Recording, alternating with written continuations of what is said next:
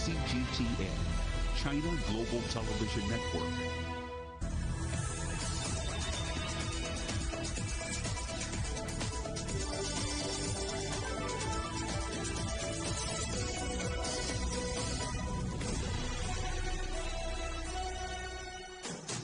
Live from London, this is Global Business.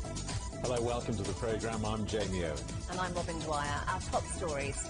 President Emmanuel Macron lays out his vision for when France takes over the rotating EU presidency in January. Our other headlines: a global summit for democracy begins, hosted by Washington, but eyebrows are raised about the guest list. UK Prime Minister Boris Johnson has been warned he faces the biggest rebellion of his premiership over new pandemic rules. And a science lesson that is quite literally out of this world for the school children, live streaming the space station. Chaotic scenes on the EU's eastern frontier show the need for Europe to strengthen control of its borders. That was the message from French President Emmanuel Macron, who's been laying out his vision for when France takes over the 6-month rotating EU presidency beginning in January. Well, let's talk to our correspondent Ross Cullen, who's been watching events for us in Paris. Ross, this speech still going on, but what has Macron been saying so far? It is, Jamie. Emmanuel Macron doesn't have a reputation for the most punchy discourses. He started late and he's still going on at the moment. He has been laying out his plans for a reform of the Schengen area. That's the borderless policy that the European Union has in place on its frontiers, meaning that there is seamless travel if you want to go from here in Paris, for example, driving over the border to Belgium, into Luxembourg and Germany and beyond. Emmanuel Macron says there needs to be a mechanism in place to manage the Schengen area. Now, the example he used was the Eurogroup. That is the political organisation that sees the finance ministers of the 19 EU countries that use the euro as their currency. They have the Eurogroup as their mechanism to meet. Emmanuel Macron says that during France's EU presidency, he wants to set up a new mechanism for the Schengen area ministers to be able to meet. So we presume that will be the domestic, the Home Office, the Interior ministers, the immigration ministers, maybe the foreign ministers as well, to deal with the migrant crisis you mentioned in the introduction as well. That was one of the major challenges, he says, that France is going to have to face, along with the 26 other members of the European Union: the climate emergency, the digital transition, the recovery from the COVID-19 pandemic, and, Emmanuel Macron said, attempts to destabilise our democracy. He also mentioned Belarus and the problems that we have seen on the Polish border with migrants allegedly being sent from Belarus, deliberately pushed out of Belarus into Poland, therefore being pushed into the European Union. He said that we are going to try to set up a more sovereign Europe. That has been one of his main messages throughout his presidency in France, that he wants Europe to take charge of its own destiny more, for Europe to take more responsibility for its own defence, for its own sovereignty, to stand alongside big major world powers like the United States and China on the world stage. He's been laying out his remarks. I can see that he is continuing to do so, and this all comes because France is taking over the 6-month rotating presidency of the EU. Slovenia will hand over on the 31st of December to France, which will then have 6 months until June, the end of June, when it hands over itself to the Czech Republic. Ross, and this term holding the EU presidency comes at a potentially tricky time for France. It does. Opposition lawmakers suggested that France should have either brought forward the date when it was going to hold the EU presidency or delayed it, because holding it from January to June 2022 coincides or clashes with the domestic election agenda. We have in April 2022 the French presidential election here, which could potentially see Emmanuel Macron be kicked out of office and then a new president coming in, being inaugurated in May. Then in June there are legislative elections for MPs in the National Assembly. So there's a potential lot of destabilisation in terms of chopping and changing of personnel coming in and out of office throughout April, May and June, the second 3 months of France's 6 months in office. Emmanuel Macron, if he did lose, could potentially be a lame duck. There would be a new face, there'd be a new president coming in. And so the opposition have said that France also could see electioneering, campaigning going on by Emmanuel Macron in position as head of the EU for 6 months with France as the presidency. That's something that the opposition fear he could use to his advantage. So that they've been the criticisms that the opposition has laid at the door. Emmanuel Macron says that, look, we have tried potentially to suggest changing the dates. Other countries weren't able to accommodate that, and we are going to push ahead with this 6-month presidency, which France will begin on 1st of January and hand over to the Czech Republic on the 30th of June. Ross Cullen in Paris, thank you very much. US President Biden is hosting a summit for democracy. The event, which gathers over 100 world leaders in a virtual meeting, aims to discuss collective action to fight corruption and safeguard human rights. Not everyone is invited. China and Russia are among those not attending, as well as NATO members Turkey and Hungary. Well, let's talk now to our correspondent Sarah Walton in New York. So, Sarah, what's the agenda for this event and why is it happening now?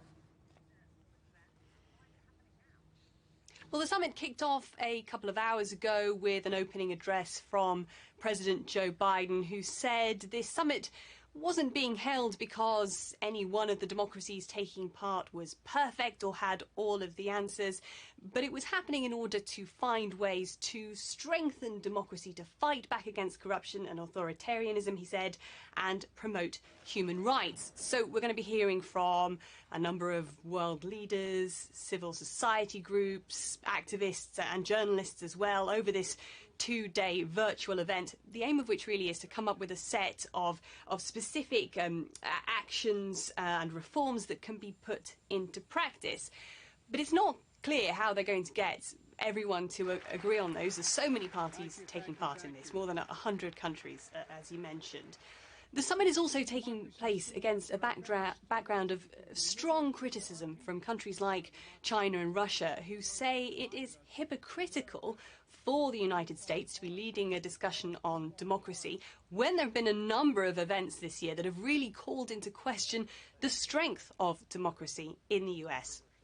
For example, the withdrawal of troops from Afghanistan in the summer that was done in such a hurried way that it led even some allies of the US to question whether the country was upholding the principles of democracy by seeming to abandon the Afghan people.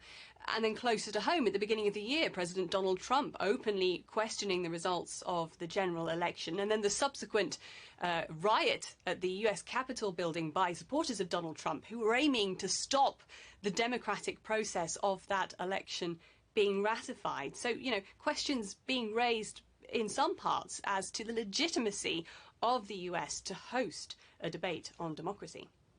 And Sarah, another topic expected to feature highly is big tech. What's the plan?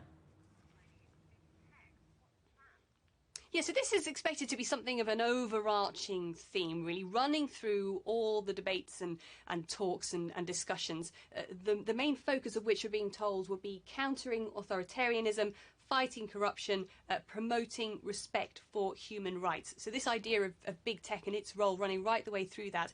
And specifically, they're aiming to have discussions on how to create an open and free internet, we're being told.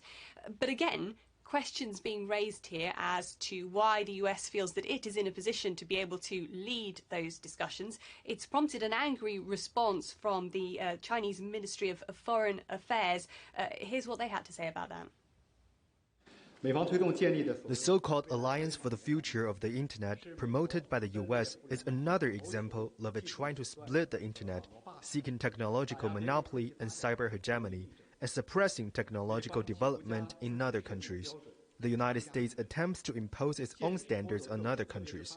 It is trying to restrict and deprive others, especially developing countries, of their right to choose partners in developing the Internet. It is also trying to prevent countries from enjoying the dividends of digital economic development and technological progress.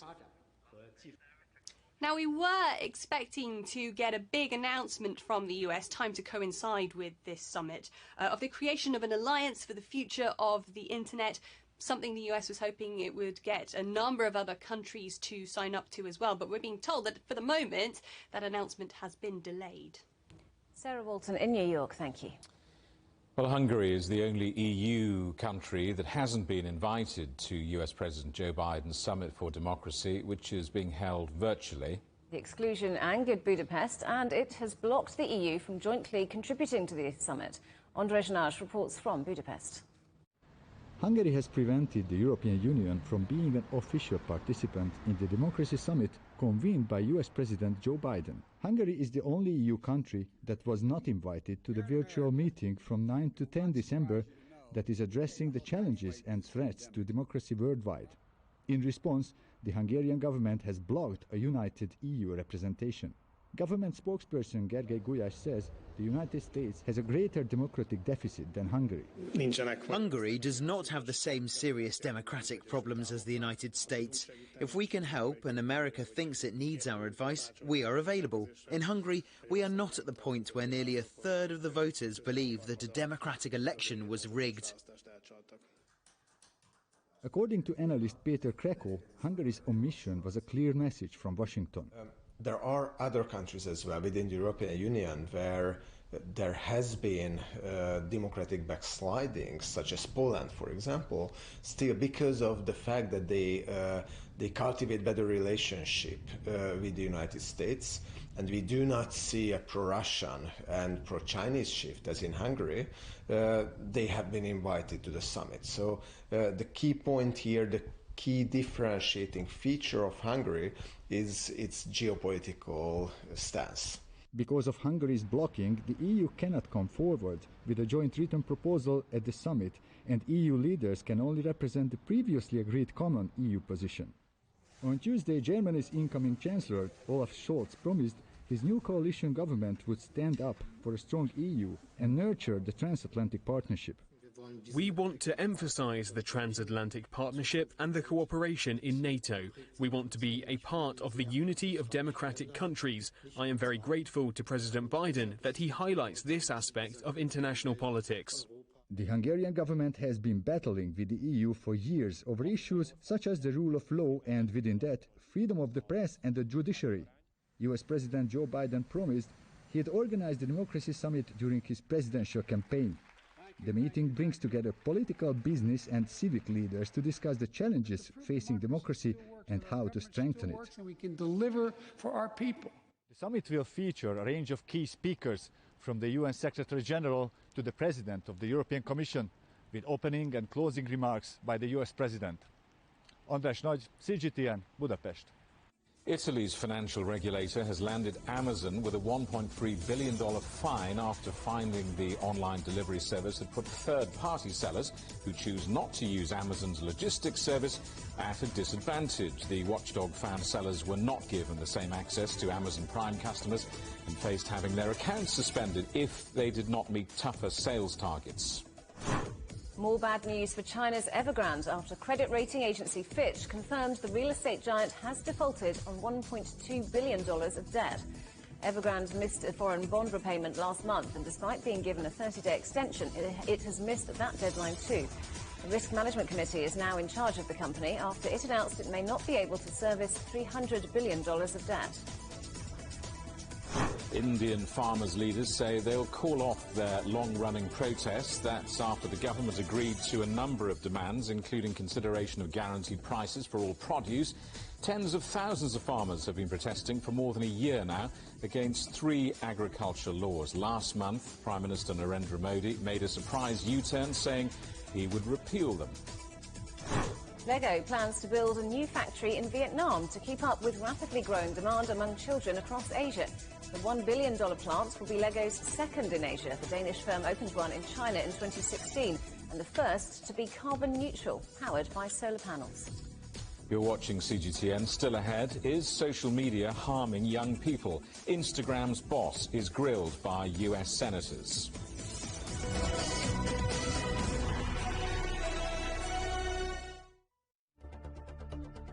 Events have consequences. Words create impact. One more offensive in a long line of battles that's been ongoing for more. Just got to be careful here with some gunshots. Excuse us, excuse us. The world today matters for your world tomorrow. The number of casualties is growing quickly.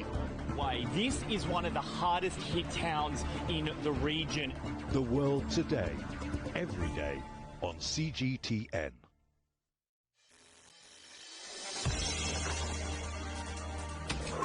The world has changed under the pressure of the pandemic. For many of us, life is returning to some kind of normal.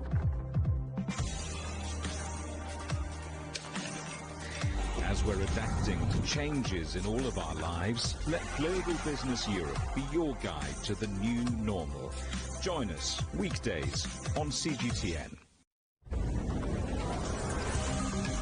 This week on Razor, making the cosmic dust that made our solar system here on Earth, and using the techniques of infrared astronomy to safeguard endangered animals. The survival of the human species depends on the environment. Without the oceans, without the forests, without a good functioning ecosystem, we might survive, but it's not going to be as it is now.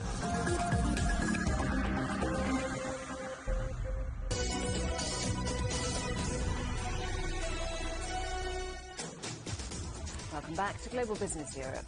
Just a reminder that CGTN is available to watch for free on all the major digital platforms, on Smart TV or online on Roku, Apple TV, Amazon Fire and Android TV, YouTube and Dailymotion, CGTN.com and the CGTN app, and in the UK on Freeview.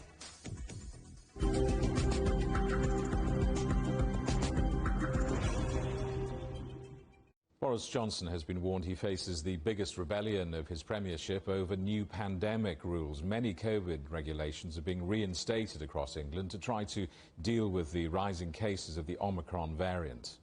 He's facing intense pressure, accused of lacking credibility amid a continuing row over staff parties held at Downing Street and other government offices during previous lockdowns.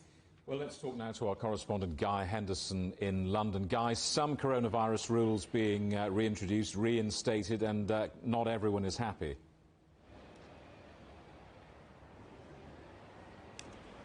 That's right, Jamie. The work-from-home guidance will return Monday.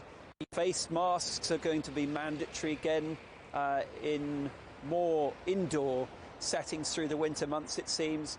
And also, in England for the first time, COVID immunity passes are going to be introduced, at least when entering certain large indoor events. That's the kind of thing that is seen as particularly offensive to the libertarian instincts of many Conservative Party members of Parliament. But there's a broader swathe of criticism coming in, being directed towards the government about this latest announcement as well, particularly from business leaders.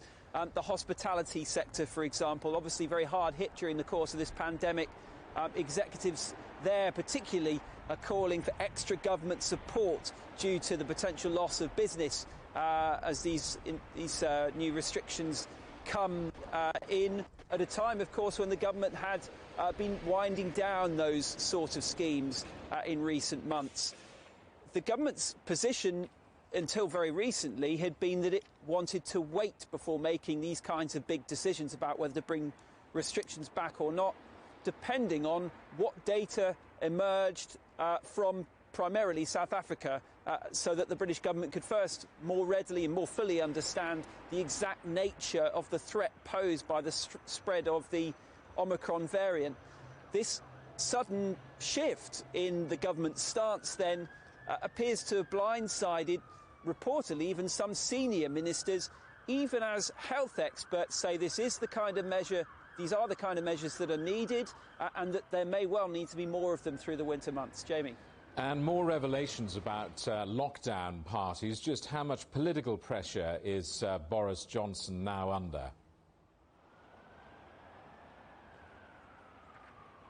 Yeah, that's right. A lot of speculation in the newspapers, even suggestions from some MPs as well, that perhaps this U-turn and this sudden shift, you know, the timing of it might in some way have been an attempt to divert attention away from these negative headlines. Allegations emerging in recent days about social gatherings held inside number 10 Downing Street, the Prime Minister's office, during the winter lockdown and the build-up to the previous festive season at the end of 2020, at a time when social mixing in indoor settings between households was banned and the rest of the country weren't allowed to be doing that kind of thing. Obviously, that's led to a lot of public anger, but yet again, more anger from Conservative Party MPs as well, who worry about these kind of headlines further damaging the credibility of a government that was already reeling from a sleaze scandal last month that many MPs felt the government had mishandled. Look, personally, this is supposed to be a joyous day for the Prime Minister because news has emerged that his wife has just given birth to a baby girl. But politically, the Prime Minister has dug himself a pretty deep hole, and would you believe it, it could be about to get deeper after the release of an Electoral Commission report which has concluded that the Conservative Party improperly declared donation funds which went into the refurbishment of the Prime Minister's private apartment. Jamie. OK, Guy, thanks for that. Guy Henderson, our correspondent there in Westminster. So what's the economic impact of the UK's coronavirus Plan B? The Centre for Economics and Business Research calculates a $600 million hit in monthly spending in just 5 cities. And ongoing uncertainty about new variants could mean a further $1.7 billion across England once the cost of Christmas party cancellations and travel restrictions are factored in. Well, our correspondent Juliet Mann has been looking at the market reaction to these new restrictions. So just how worried are the investors then? They're very worried because what is it that businesses and that the markets really don't like very much at all? It's uncertainty, and that is exactly, Jamie and Robin, what we've got. There's so much displaced spending anticipated in that switch back to home working over winter and then switch back again. So on financial markets today, it's a tale of woe for reopening stocks. Take a look at the FTSE, which ended the day slightly lower, just down a shade there. But it's the airlines, hotels, pubs and cinemas, all those leisure stocks dipping into negative territory. European markets, too, have been pretty muted. If we take a look at the DAX in Germany, again, it's all pretty flat. Oil and gas stocks fell a bit, but healthcare came up a little bit. It's a very mixed picture, if you like. And oil, now that's slipped on all of these continued unknowns about Omicron, despite lower-than-expected fall in US inventories. The international benchmark crude trading at around $75 a barrel. Now, US data is very much in focus for investors, with jobless claims falling to the lowest since 1969. That's 52 years, Jamie's age. So, so much for that great resignation then, what we've been hearing about. But what investors are waiting for is Friday's US inflation numbers, which could really upset the recovery. So expect more treading water on markets until then, Jamie. Meanwhile, Juliet, the big 4 accounting firms reporting their strongest financial performance since the collapse of Enron. Yes, that's right. I mean, look, KPMG, they saw a 10% rise in revenues, up to $32.1 billion. And that's as advisory services boomed during the pandemic. Now, if you combine the results of the big 4, so that's KPMG, Deloitte, EY and PwC, we're talking $167.3 billion in turnover for the financial year ending in 2021. And that's the strongest set of results since the epic Enron accounting scandal, which threw accounting and corporate fraud into the spotlight with pretty long-lasting repercussions in the financial world. Now, the energy company Enron went bust. Then the accountancy giant who was advising it, Arthur Andersen, ended up being dissolved. And as part of the regulatory shake-up that followed, 3 of that big 4 spun off their consultancy businesses. They've slowly been rebuilding them organically and also through acquisitions. And the pandemic has really been boom time. It's seen huge demand for consultancy services, from digital transformations, helping clients manage hybrid working, adjusting to BREXIT, and the very now focus on environment and social governance, ESG. And of course, new rules and epic penalties for breaking them prohibit that big 4 from consulting for the same clients that they audit. But while many businesses are still grappling with huge challenges, it seems the big 4 are grasping opportunities, Robin and Jamie. Juliet, thank you very much for that. Juliet Mann. The head of Instagram has appeared before a US Senate panel to answer questions about whether the company was doing enough to protect young users. Adam Mosseri told senators he would work to ensure no child between 10 and 12 years old has access to any version of the platform without parental consent. It comes as pressure grows for answers about how the app handles its teen users. Mosseri has defended Instagram and called for the creation of an industry body to better regulate social media. Well, David Monaghan is the campaign manager for the children's advocacy group Fair Play. I asked him whether Instagram's efforts to bring in new tools to protect children's safety was enough.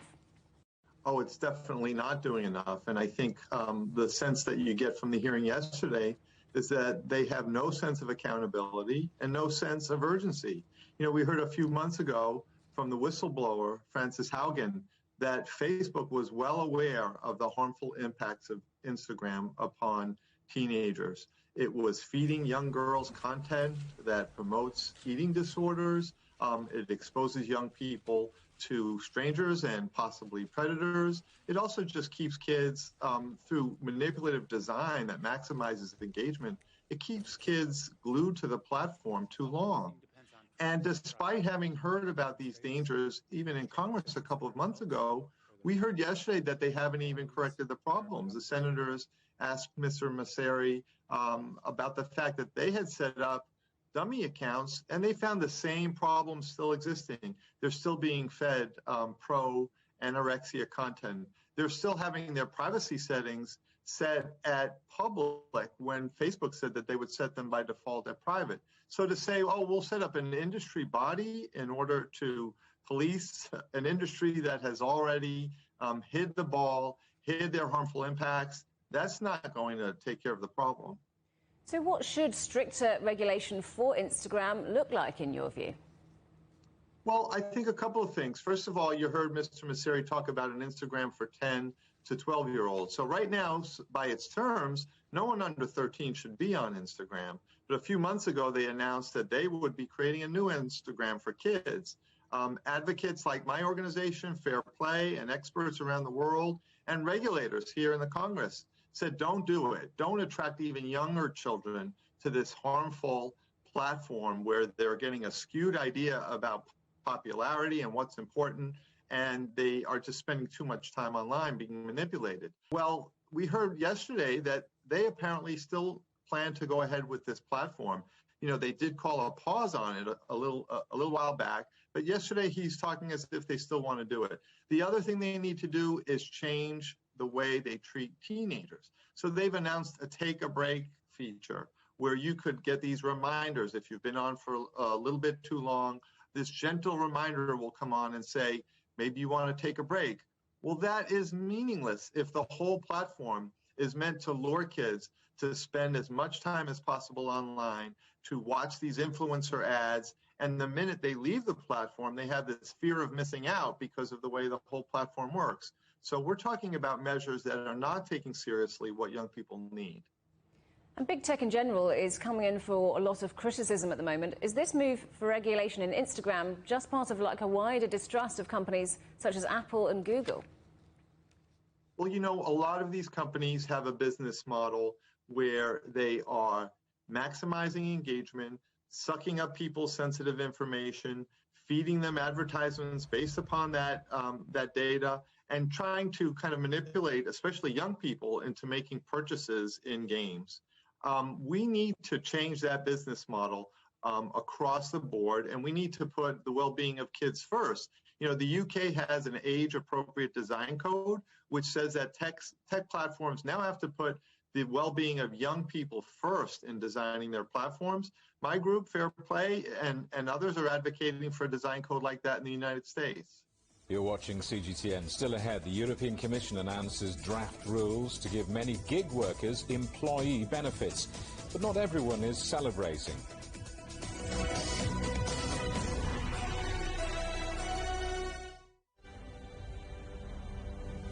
It is now important that all of us in Europe act very swiftly. Fines for the non-vaccinated will most likely be between $1,000 and $4,000. The new Omicron variant circulating in southern Africa.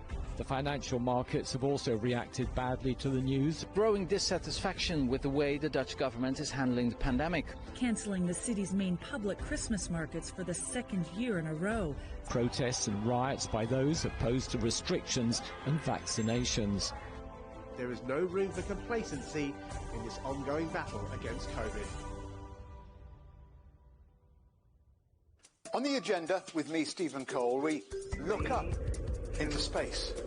We look down into data. We look at debt. We look at politics. We look at opioids, climate change. We look at all the issues that really matter around the world. But you matter too. We want to tell the stories you want to see and hear about. Make it your agenda.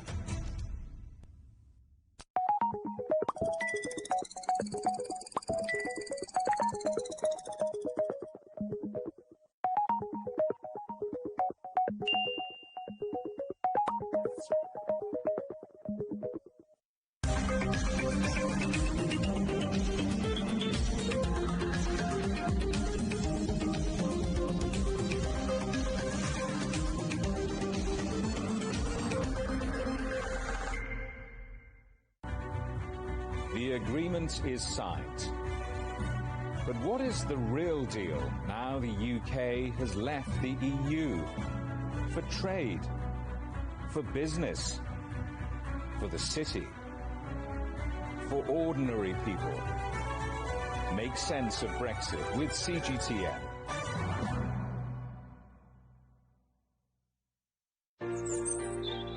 Ever wondered what's the difference between a bear and a bull market? Where are the cash cows? And who are the lame ducks? And what exactly are black swans? Grey rhinos? And unicorn companies?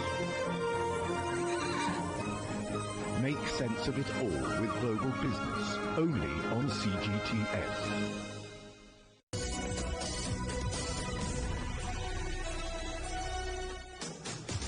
Welcome back to Global Business Europe with Jamie Owen and Robin Dwyer. Our top stories. President Emmanuel Macron is laying out his vision for when France takes over the rotating EU presidency in January. What are the headlines? A global summit for democracy begins, hosted by Washington, but eyebrows are raised about the guest list. And UK Prime Minister Boris Johnson has been warned he faces the biggest rebellion of his premiership over new pandemic rules. France says it will not boycott the Beijing Winter Olympics after 4 Western countries decided not to send officials. China says it's not concerned about a domino effect after the diplomatic boycott announcements and says it never extended invitations to those countries. There's no place for politics in sports. The Olympic Games is a grand gathering for athletes and sports enthusiasts, not a stage for politicians to show off. We have seen that the vast majority of countries support a successful Beijing Winter Olympics. The US, Australia, Britain and Canada are using the Olympic platform for political manipulation. Such behavior is unpopular and self-isolating, and these countries are bound to pay the price for their wrongdoings. G7 foreign ministers are heading to the UK city of Liverpool for a 3-day meeting. For the first time, several Southeast Asian nations have also been invited. It's the last event of the UK's G7 presidency. Well, our correspondent Andrew Wilson is in Liverpool. So, Andrew, what's the significance of this meeting and what's on the agenda? Well, they're putting all they can into it, Robin. This is almost the end of this year, which is the Britain's presidency of the G7, and so they want to get as much as they can out of the last month. It's a grim old evening here in the UK's 10th city, although one of the most visited by tourists. They're keen to showcase Liverpool as well, and if the weather holds, perhaps there will be some sights to see. Let's give you an idea of our location first. We're just on the banks of the River Mersey, as you can see across there. That's west of Birkenhead, with all the statuary of the docks here. There's the Beatles Museum not far from here as well, and also the actual G7 itself will be taking place here in the Museum of Liverpool, behind me to the right, overlooked further across the road by the Mayor's office, another iconic building. Now, the idea, as far as the UK is concerned, is to establish what they're calling an international agreement where economies can grow safely with respect to human rights. Other things on the agenda will be post-pandemic recovery and also global health care. And the idea is to build, with Britain at the centre for the last part of this 2021, the centre of a collaboration of like-minded democratic states to discuss how they can move forward in economic safety with respect to the rule of law established by democratic societies. All this happens in the shadow, of course, of this democratic summit being hosted virtually by the Americans, which casts something of a shadow because it's already gained some of the notoriety that you've been reporting. But nonetheless, this is Britain's last big push before the G7 presidency hands over to the next country. And Andrew, some Southeast Asian nations have been invited this time round. Malaysia, Indonesia and Thailand have said they'll attend. Why are they there? Well, if you remember also from the summer, the Carbis Bay G7 leaders meeting, South Africa, India, South Korea, Australia, they were all invited as well. And those countries have been invited to this meeting, as well as those Asian countries you mentioned. This is all part of post-Brexit Britain. Liz Truss, the new Foreign Secretary, when she was Trade and Industry Secretary early this year, has been doing the rounds of all these countries like Thailand and Malaysia, looking for business opportunities, looking for new deals that the UK can establish to replace the deals that went with our membership of the European Union. Now the welcome mat has been put out to those countries so they can be brought into the fold, so to speak. That's less of a G7 gesture and more of a post-Brexit UK gesture. Liz Truss, it's interesting to note, has been, as Foreign Secretary, keeping a distance from all the shenanigans going on in Westminster over the past week. I think she wants to own this conference and make it something special that she can take the credit for, should it go well. Andrew, thanks very much. Andrew Wilson there in Liverpool. Iran nuclear talks have resumed in the Austrian capital, Vienna. Efforts are underway to revive the fragile 2015 agreement aimed at containing Iran's nuclear capabilities. The US has announced it will hold separate indirect negotiations with Iran over the future of the so-called Joint Comprehensive Plan of Action, or JCPOA. Meanwhile, the Israeli Defense Minister Benny Gantz has arrived in Washington to discuss contingency plans if Tehran does develop nuclear weapons. Natalie Carney reports. The seventh round of negotiations between the signatories of the JCPOA continued today. Nearly a week ago, these talks were adjourned after Tehran submitted two proposals it says are critical to Iran returning to the terms of the 2015 nuclear agreement. One of the proposals related to the lifting of sanctions against Iran by world powers, and the other outlined what nuclear actions Tehran would take. We will seek no plan B while we negotiate. We will wait and try to make progress in lifting sanctions. However, the content of these proposals appear to have upset European and US officials, who have expressed disappointment and concern over the changes to texts which have been negotiated during the previous 6 rounds of talks. However, the content of these proposals seems to have upset European and US officials, who expressed disappointment and concern over the changes to text negotiated during the previous 6 rounds of talks. A third proposal from Iran is expected that will focus on the verification process and the guarantees Iran needs from the world powers in order to revive the nuclear deal, which was essentially stalled back in 2018 after the Trump administration withdrew the U.S. and reinstated new sanctions on the Middle Eastern country. China, France, Germany, Russia, the United Kingdom, and the U.S., now under the Biden administration, would like to return to the terms of that nuclear agreement. Washington has been indirectly talking with Iran and plans to send a delegation to Vienna over the weekend. Yet while the Biden administration believes in the revival of the nuclear accord, it's also ready to tighten sanctions against Iran by warning banks that do business with the country to comply with the sanctions. Natalie Carney for CGTN in Munich. New German Foreign Minister Annalena Baerbock is travelling to France, Belgium and Poland. The EU's chief diplomat, Josep Borrell, welcomed her to Brussels after Baerbock had spent the morning in Paris. It's her first overseas trip in the new role. She told her counterparts that the migrant issue on the Belarus border and international climate policies are some of her main priorities. The co-leader of Germany's Green Party will travel to Warsaw on Friday. The United Nations World Food Programme has suspended distribution of food aid in 2 Ethiopian towns after gunmen looted its warehouses. Looters from rebel Tigrayan forces held aid staff at gunpoint in the town of Kombolcha. The spokesman said some of the food supplies stolen were intended for malnourished children. The bodies of India's defence chief and 12 other victims of Wednesday's helicopter crash have been flown to New Delhi. General Bipin Rawat, his wife and 12 defence personnel were en route to a military staff college in southern India when the Air Force helicopter they were travelling in crashed. One passenger who survived is on life support at a military hospital. New Zealand says it plans to ban young people from buying cigarettes in one of the world's toughest crackdowns on the tobacco industry. From 2027, anyone aged 14 and under will never be allowed to legally purchase cigarettes. New Zealand will also reduce the level of nicotine in all cigarettes on sale and limit the number of retailers authorised to sell tobacco. Millions of so-called gig workers who are paid by individual job could see a major improvement to their working conditions under new European legislation. An estimated 6% of EU workers are currently working this way, and many say they're unprotected. It's likely to be one of the biggest shake-ups to a largely unregulated industry and comes with a $5 billion annual price tag. Ryan Thompson reports. Below the offices of top EU officials, these gig economy workers are calling for reform. They're chauffeurs, food delivery drivers, and Airbnb hosts.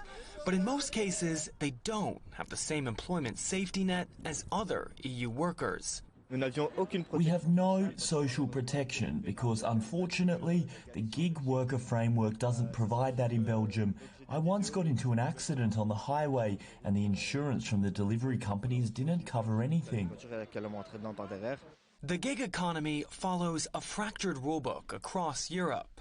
It's estimated to employ over 28 million people, but many countries have not adapted salary and social security laws to meet their needs. In other cases, regulations have led to all kinds of problems, and hundreds of legal cases are now on the docket at European courts. But after shying away from this issue for many years, Brussels is now ready to get involved.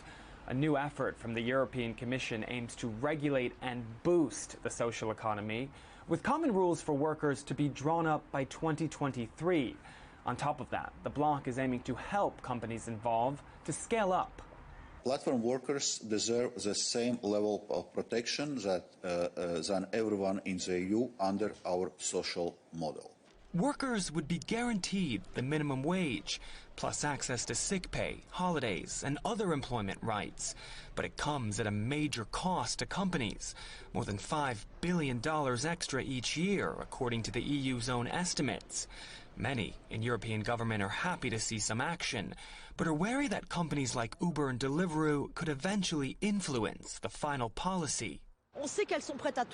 We know they're ready for anything. They're ready to take out their big guns to avoid having to take on these new responsibilities as an employer. We'll be vigilant until the end of this fight, but today we're proving that the power of money is inferior to the power of people who are fighting. Despite the announcement, not all workers in the gig economy are celebrating. Emil has been out of work as an Uber driver since a Belgian court blocked the app from operating in late November. He's eager to start driving with them again, but worries that too much regulation could push them away. If the Commission goes a bit too far, it's going to risk messing up the relationships that are currently in place. They need to find a middle ground for the worker, protecting their rights, their social rights, but not scaring away the platforms. The perfect compromise could take many years or decades even to come to fruition. Ryan Thompson, CGTN, Brussels. The fear of being replaced by a robot or a computer is something that worries many workers around the world. But as robot waiters become more common in the United States, restaurateurs say the cyber servers will support their staff, not replace them. Our correspondent Mark New reports. At Happy Shabu Shabu in San Francisco, customers relish the opportunity to dine in again. Due to the pandemic, the restaurant now has just a handful of staff, so we're getting some help from the robot maitre d'. It's such adorable features in the restaurant. Easily came around, stopped right here. Very easy to use. Manager Joe Ma researched how the restaurant could get some automated help and convinced the owners to try renting a robot. One night, maybe I was walking like 100 times through the table, but now at least I feel better. I'm less tired. So we have a lot for the shortage of staff problem. I think pandemic changed a lot of the business model. Really, I feel last year is, can you change? Can you change with the world? Maitre d' isn't the only robot appearing in more and more restaurants. There's Flippy, a robotic arm that deep fries chicken and fries, and Sally, the salad-making robot. Phil Zung, the Chief Operating Officer of Rich Tech Robotics, which makes maitre d', believes there's plenty of room for both robot and human workers. We want to allow these restaurants that employ typically 50 people at a time to run one shift to reduce that number and take care of the employees better because they have more room to pay their employees better, and then their employees have a less strenuous job. So really, the robots are helpers for just not only the operators, but also the employees themselves. They don't take tips. Waiters can operate more tables. Dina Marie Zemke co-authored the paper, How to Build a Better Robot for Quick Service Restaurants. The technology is here. Nothing's going to stop it. We're a little sad, but we accept that that's going to happen. Zemke's study took place pre-pandemic, when one of the big concerns was that robots could take away minimum wage restaurant jobs, which sometimes are first-time jobs for people learning basic skills. But since the pandemic began, it's become less about robots replacing humans and more about how they can elevate human jobs. The employees who will be still employed will need to have a higher set of technical skills. So they'll need to be able to interact with the guest, and then they'll also need to be able to interact with the robotic technology. If you've got more skilled employees, they're probably going to be paid more. So I don't know if we're going to see really a huge effect on labor cost overall for the restaurant industry. If you've yet to see robots at restaurants, it's only a matter of time. Rich Tech Robotics says it's getting inquiries from all kinds of restaurants, including mom-and-pop stores, and are signing up about 3 large restaurant chains for pilot programs every week. Mark New, CGTN, San Francisco. You're watching CGTN. Still ahead, penguins in peril, how conservationists in Australia are working to keep the world's smallest species safe.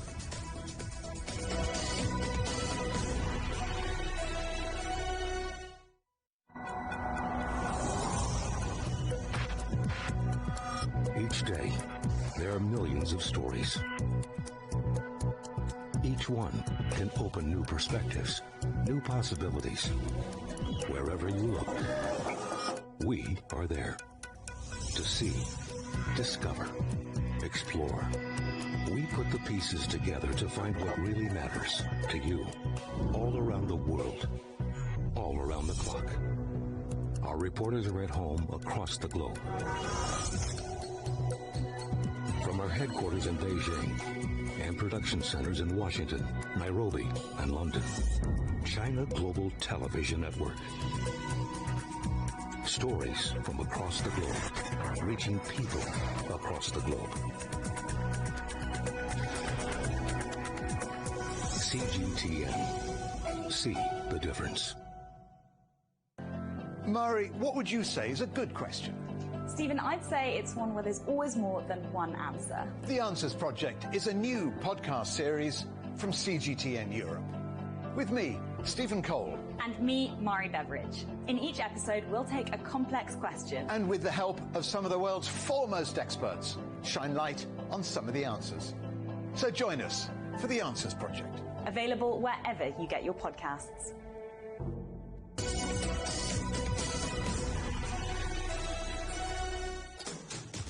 Hello, welcome back to Global Business Europe. Now, how about this for a science lesson that is literally out of this world? The crew members of the Chinese space station have live-streamed a lesson for school children. Students around the country tuned in to learn more about the space station and observe experiments in zero gravity. Li Jianhua reports. A lecture from outer space. 3 astronauts on the China space station showed Chinese school children how they live and work in space. The class was broadcast live to audiences around the world. Senior Colonel Wang Yaping was the first Chinese woman to do a spacewalk, conduct some scientific experiments to show students how gravity works differently in space. School children in Beijing, Guangxi, Sichuan, Hong Kong and Macau had a chance to talk directly to the astronauts. I've been in the Space Science Club since grade 1. Since then, I've been learning astronomical photography and space science. I've learned a lot.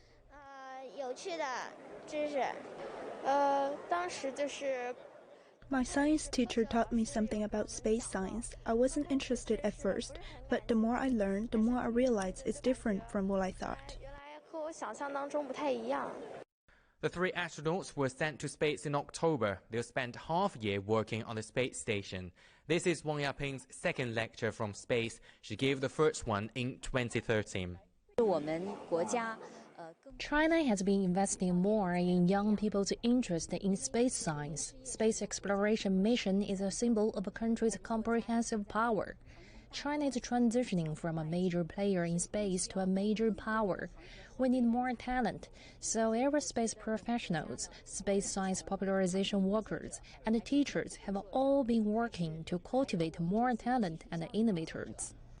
都在致力培养这种航天后备人才以及科技创新人才。 China launched the space station's core module this year. It serves as the management and control hub of the space station, which is scheduled to be completed by the end of 2022. A wide range of experiments will be conducted in space medicine and microgravity physics. China has been stepping up efforts in its space exploration programs, and these scientists now are cultivating the younger generation's interest in space science, and the country is second after the US to hold space-based classes for students. Li Jianhua, CGTN, Beijing. China's victorious e-sports team, EDG, is out of quarantine after winning the 2021 League of Legends World Championships in Iceland. Our reporter Chen Tong caught up with them in Shanghai. If you are a fan of esports, you must be familiar with Edward Gaming or EDG. I'm here at EDG's training center in Shanghai. After almost a month of quarantine, the team is back in town on vacation. We are lucky to interview one of the players, Zhao Lijie, now 20 years old, who turned pro when he was still a teenager 3 years ago. I doubted whether I could succeed in my professional career when I met challenges, but once we won the championship, I felt my decision to become a professional player was right. It will be EDG that are the world champions of 2021. EDG's win in the 2021 League of Legends World Championship broke records. It broke its own records of never growing further than the quarterfinals in a world championship. They also became the first ever team from the Chinese mainland to beat League of Legends champions Korea in the World Championship final. Some may believe playing online games is not difficult, but winning the World Championship title is not an easy thing. Players spend days and nights here in the training rooms. We usually go to bed at 3 a.m. and wake up at noon. Then we start training until 2 or 3 a.m. The team is expected to resume training for the next round of competitions in spring. League of Legends will also become an official sport at the Asian Games in Hangzhou to be held September 2022. And the coach hopes China can score medals in this event. The games will be also in Hangzhou, our home court in China, so we hope the Chinese team can do a good job. EDG's quick growth also echoes Shanghai's goal to build itself into a global esports center, which is also an important part of the city's 14th five-year plan. Shanghai has more than 250 esports companies and clubs, accounting for more than 80% of the country's total. But the city is not satisfied. In its 14th five-year plan, Shanghai plans to encourage social capital to construct competition venues and stage more international competitions in the metropolis. Chen Tong, CGTN, Shanghai. Australia's iconic little penguins are under threat on land and at sea, but a group of conservationists is making huge strides in protecting the world's smallest penguin. CGTN's Sylvia Rowley has been to meet the experts who helped the colony bounce back from 8,000 to 32,000 birds. The natural ecosystems we depend upon are in crisis globally, with around 1 million species at risk of disappearing from the wild. Penguins feed in the ocean and breed on land, so they face dangers in both places, with over half of penguin species threatened with extinction. It doesn't look like, but we're in the middle of the largest little penguin colony in the world. Every little hole you see is actually a penguin nest. Oh, I can see some of them. These are some of the man-made ones. So how many penguins are there actually in this area? So we probably have about 4,000 penguins in this particular area. On Phillip Island, we have about 32,000 penguins. Andre and his team work off the southern coast of Australia on Phillip Island, where the Summerland Peninsula has become a refuge for the iconic little penguin. Little penguins can nest up to 2 kilometres inland, and 190 homes and other buildings once covered their breeding grounds, which led to their burrows being destroyed. But this is thought to be one of the only places in the world where a thriving suburb has been demolished for wildlife. In the past, the European red fox, which was deliberately introduced to Australia by settlers for hunting, was one of the other biggest threats to penguins here. But after decades of work, foxes were finally eliminated from Phillip Island around 5 years ago. We've come a couple of 100 kilometres west to the city of Warrnambool, where the local penguin population has come back from the brink, thanks to some unlikely allies. Maremas are Italian sheepdogs, which have been bred for thousands of years to protect livestock from predators. They have a really strong instinct to guard. Ooh. Someone's here who they don't know. Yeah, so sometimes there's foxes in the paddock. Oh, yeah, I see it. Good dogs. The dogs patrol the island full-time during the little penguin breeding season from August to February, and Trish and her team visit daily to feed the dogs and swap them over. They can stay on the island for up to 2 weeks at a time and don't even sleep in their kennels because they want to be able to hear and see threats at all times. So we've come back to Phillip Island, we've learned a lot about what's been done to protect the little penguins on land, and now we're going to find out more about their marine-based conservation. Rebuilding the penguins' habitat on land is one thing, but the animals spend most of their time hunting for food in the ocean. So the team's next challenge is to protect the ecosystem out there too. So the logger is this, it's kind of like a Fitbit, but this one has a GPS as well. So we put this on the back of the penguins. They go out at sea, and everything gets recorded. So what information are you trying to collect from this? So we want to see, importantly, where the penguins are going, so where those feeding hotspots are, and then Andre can use the information about where they're going for marine spatial planning to protect those places where the penguins are foraging.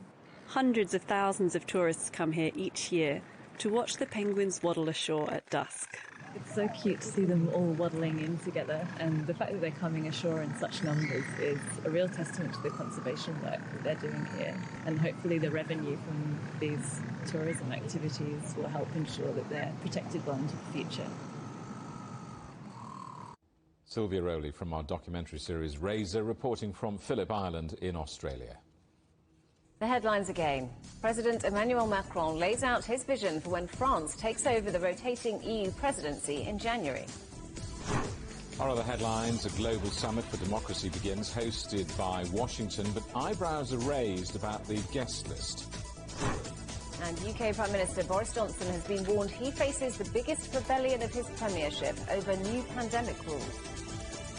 And that's it for Global Business Europe. Thank you for watching. More on all our stories at europe.cgtn.com, and do follow CGTN Europe on Twitter, Facebook and Instagram. We're on smart TV apps, Roku, Apple TV, Amazon Fire and Android TV, YouTube, Dailymotion, CGTN.com, the CGTN app, and in the UK on Freeview. Coming up next on CGTN, it's Africa Live. We'll see you again tomorrow, same time, same place. From all of the team here in London, goodbye. Goodbye.